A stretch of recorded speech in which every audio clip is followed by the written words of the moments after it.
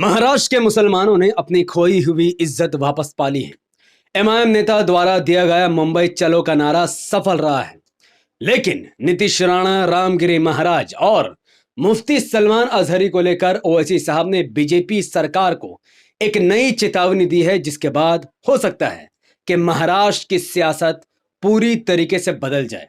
और मुसलमानों की इस रैली को देख गोदी मीडिया भी तारीफ करने पर मजबूर हो गई है। वो गोदी मीडिया जो मुसलमानों को दिन रात लताड़ती रहती है। पूरी वीडियो को विस्तार से समझेंगे, उससे पहले अस्सलाम वालेकुम वरहमतुल्लाहि वबरकातुहू। अल्लाह के नाम से शुरू जो बड़ा मेहरबान और निहायत रहम करने वाला है। मैं हूं मोहम्मद हफीज अंसारी और आप देख रहे हैं द पॉलिटिकल। महाराष्ट्र में 23 सितंबर 2024 को एआईएमआईएम के पूर्व सांसद इम्तियाज जलील द्वारा मुंबई चलो का नारा दिया गया, क्योंकि महाराष्ट्र में भारतीय जनता पार्टी के नेतृत्व की सरकार के अंदर मौजूद एक पाखंडी रामगिरी महाराज ने नबी करीम सल्लल्लाहु अलैहि वसल्लम पर कई सारे झूठे बयान दिए हैं, जिस पर ऑलरेडी मैं वीडियो बना चुका हूं, लेकिन उस पर कोई कार्रवाई नहीं हुई है। इसके अलावा नीतीश राणा जो कि बीजेपी का विधायक है, उसने भी मुसलमानों को मस्जिद के अंदर घुसकर मारने की बात कही। सरकार द्वारा ऐसे उल जलूल बयान दिए जाने वाले लोगों पर कार्रवाई ना होता देख एआईएमआईएम की महाराष्ट्र की टीम, वारिस पठान साहब और इम्तियाज जलील साहब जैसे नेताओं ने मुंबई चलो का नारा दिया। और इस नारे के बाद 23 सितंबर 2024 को पूरा मुंबई जाम हो गया।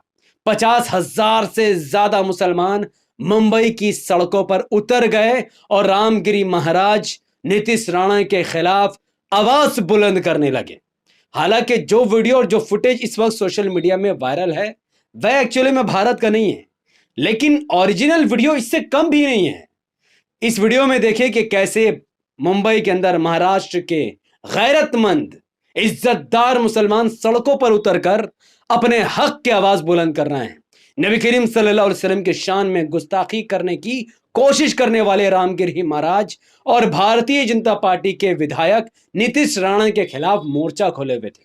और उनका एक और भी मुद्दा था कि जब मुफ्ती सलमान अजहरी साहब ने कोई बात ही नहीं की है किसी धर्म के बारे में, तो उनको जल्द से जल्द रिहा किया जाए, जेल से बाहर किया जाए।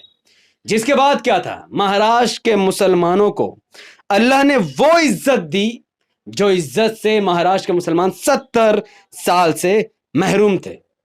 इंडिया टीवी के पत्रकार रजत शर्मा ने भी भरपूर तरीके से मुसलमानों के इस रैली का स्वागत किया और साथ ही कल तक जो इंडिया टीवी रामगिरी महाराज और नीतीश राणा को गलत कहने को तैयार नहीं था, इस महान रैली के बाद, एमआईएम की कोशिश और मुसलमानों की कोशिश, जद्दोजहद के बाद, अब रजत शर्मा एक्चुअली में रामगिरी महाराज द्वारा दिए गए बयान और नीतीश राणा के बयान को पूरी तरीके से गलत बताया है। यह रहा आपके सामने उनका पूरा वीडियो। रामगिरी महाराज ने जो कहा उसके पीछे शायद राजनीतिक मंशा नहीं थी, लेकिन उनका बयान गैर जरूरी था, उन्हें ऐसा बयान नहीं देना चाहिए था। इसके बाद मौलानों ने रिएक्ट किया, धमकियां भी दी गई, तो नीतीश राणा इस विवाद में कूद पड़े। उन्होंने एक और गलत काम किया, मुसलमानों को धमकी दी। यह ठीक नहीं था। बीजेपी नीतीश राणा को मुंह बंद रखने की चेतावनी देती, उनके खिलाफ एक्शन लेती, तो शायद बात वहीं खत्म हो जाती, लेकिन बीजेपी ने भी ऐसा नहीं किया। तो महाराष्ट्र में एमआईएम की रैली के बाद गोदी मीडिया के अंदर इतना बदलाव आया कि जो लोग एमआईएम को सालों साल बीजेपी का बी टीम कह रहे थे, आज वो लोग जागे हुए मुसलमानों को देखकर उनके अंदर भी एमआईएम के नेता के द्वारा इज्जत पैदा हो गई। इंडिया टीवी के पत्रकार रजत शर्मा ने मुसलमानों की तारीफ के साथ साथ एआईएमआईएम के पूर्व सांसद और इस रैली का मेन आयोजनकर्ता इम्तियाज जलील साहब की जमकर रजत शर्मा ने तारीफ की है। और पहले वीडियो सुनिए। इम्तियाज जलील से कुछ सीख लेना चाहिए। इम्तियाज जलील के साथ हजारों सपोर्टर्स थे, वो गुस्से में भी थे, लेकिन इम्तियाज ने बात बिगड़ने नहीं दी, उन्होंने लोगों को भड़काया नहीं, कलेक्टर को मेमोरेंडम दिया और प्रोटेस्ट खत्म कर दिया। वो चाहते तो उधम मचा सकते थे, कुछ ऐसी डिमांड रख सकते थे जिसके आगे लगता कि सरकार झुक गई।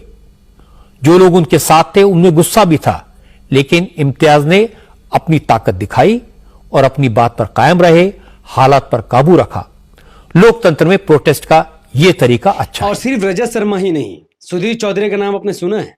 सुधीर चौधरी ने भी महाराष्ट्र में रहने वाले वो मुसलमान जो आंदोलन में शामिल हुए, अपने हक और इंसाफ की लड़ाई में अपना योगदान दिया, उनकी तारीफ सुधीर चौधरी ने की है, जो गोदी मीडिया पत्रकार में नंबर 1 पर आता है। तो जैसे कि मैंने शुरू के वीडियो में कहा कि महाराष्ट्र के मुसलमानों ने अपनी खोई हुई इज्जत को वापस पा लिया है।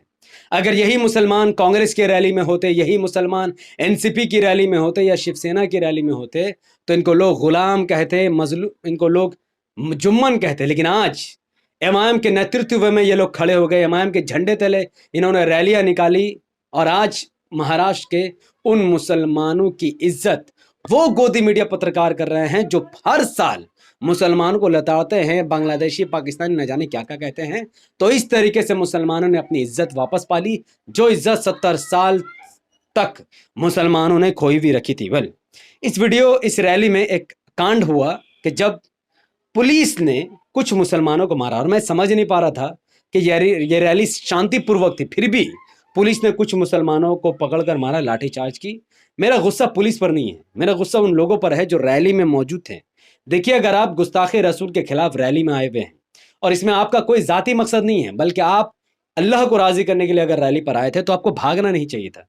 पुलिस चाहे जितना भी डराए या धमकाए, आप साइड हो जाइए, पर भागिए मत। आपने कोई चोरी नहीं की, कोई डकैती नहीं की, किसी को गाली नहीं दी, किसी को नुकसान नहीं पहुंचाया, बल्कि आप संविधान के दायरे में रहकर प्रोटेस्ट कर रहे थे। तो अगली बार जब ओवैसी साहब दूसरी रैली का आयोजन करेंगे, तो यकीनन ऐसे लोग ना जाए जो भागने वाले हैं। पीठ दिखाकर भागना सही नहीं है। आपको सीना तान के खड़े रहना है। अगर आप गलत नहीं हैं, तो जैसा इस रैली में वो, वैसा आने वाले वक्त में रैली में नहीं होना चाहिए।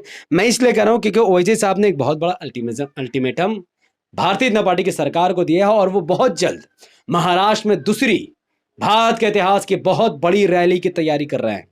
क्योंकि इस रैली का, मुंबई चलो रैली का मकसद क्या था? इसका मकसद था कि गुस्ताख रसूल नबी करीम सल्लल्लाहु अलैहि वसल्लम का गुस्ताखी और उन पर झूठ बोलने वाले रामगिरी महाराज पर सरकार कार्रवाई करे, क्योंकि उन पर एफआईआर दर्ज हो गई, पर पुलिस उनको गिरफ्तार करने को तैयार नहीं है। तो सरकार पर प्रेशर बनाने के लिए एमआईएम नेता ने यह बहुत बड़ी रैली का आयोजन रखा। दूसरा मकसद, वो नीतीश राणे जो बीजेपी का विधायक है, जिसने मुसलमानों को मस्जिद में घुसकर मारने की बात कही, जो हिंदू मुस्लिम एकता के लिए बहुत बड़ा खतरा पैदा कर रहा है, उस पर भी एफआईआर दर्ज होने के बावजूद भी कोई कार्रवाई नहीं हो रही है। और तीसरा सबसे बड़ा मकसद था मुफ्ती सलमान अजहरी साहब की रिहाई, जिसकी वजह से एआईएमआईएम और उनके समर्थकों को सड़कों पर उतरना पड़ा और सरकार पर प्रेशर बनाना पड़ा। तो ये रैली तो खत्म हो गई, लोग अपने घरों में चले गए, लेकिन अब भी ना नीतीश राणे के खिलाफ कोई कार्रवाई हुई है और ना ही कोई कार्रवाई रामगिरी महाराज जैसे पाखंडी के ऊपर हुई। यही वजह है कि असदुद्दीन ओवैसी साहब ने आजाद मैदान में अपनी दूसरी महाराष्ट्र के इतिहास की सबसे बड़ी रैली का आयोजन करने की बात कही। उन्होंने कहा है, अगर महाराष्ट्र की भारतीय जनता पार्टी और शिवसेना की सरकार रामगिरी महाराज और नीतीश राणे पर कोई एक्शन नहीं लेती, तो एआईएमआईएम एक बार फिर से महाराष्ट्र के लाखों मुसलमान आजाद मैदान में जमा होंगे और सरकार को प्रेशर में डालेंगे कि आप अगर संविधान में मानते हैं तो एफआईआर होने के बावजूद भी पुलिस क्यों डर रही है रामगिरी महाराज को और नीतीश राणे को अरेस्ट करने के लिए। वेल, तरफ मुफ्ती सलमान अजहरी, जिन्होंने कुछ नहीं कहा था, जिन्होंने कहा था कि कुत्तों का दौर है, हमारा दौर आएगा। उन्होंने किसी धर्म को नहीं कहा, किसी की जात का नाम नहीं लिया।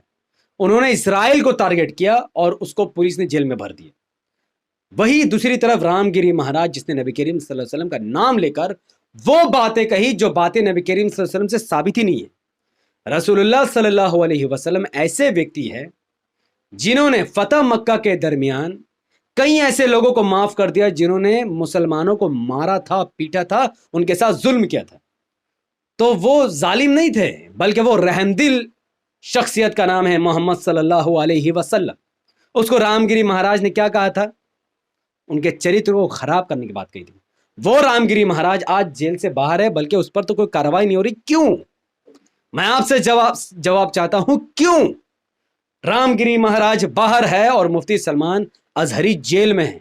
इसका सबसे बड़ा रीजन यह है कि रामगिरी महाराज का अपना नेता है, अपनी पार्टी है, आज शिंदे की सरकार है और वो रामगिरी महाराज के समाज से आते हैं। तो रामगिरी महाराज जिस समाज से आता है उसका अपना नेता, अपनी पार्टी है। लेकिन मुफ्ती सलमान आज़री जिसके समाज की आबादी भारत में 25 करोड़ है, उनका अपनी कोई पार्टी, अपना कोई नेता नहीं है, इसलिए वो जेल के अंदर है। आज अगर भारत का मुसलमान ओवैसी साहब को अपना नेता मान लेता, इमाम को अपनी पार्टी मान लेती, तो किसी पुलिस के अंदर हिम्मत नहीं होती कि वो फेक बयान के ऊपर मौलाना मुफ्ती सलमान आज़री साहब को गिरफ्तार कर ले। तो अगर मौलाना मुफ्ती साहब को बाहर निकालना है और ऐसे हजारों मुसलमान जो जेल के अंदर बंद है, अगर उनको बाहर निकालना है तो आपको इमाम का साथ देना पड़ेगा, ओवैसी साहब को अपना नेता मानना पड़ेगा, इमाम को बिना कुछ देखे वोट करना पड़ेगा।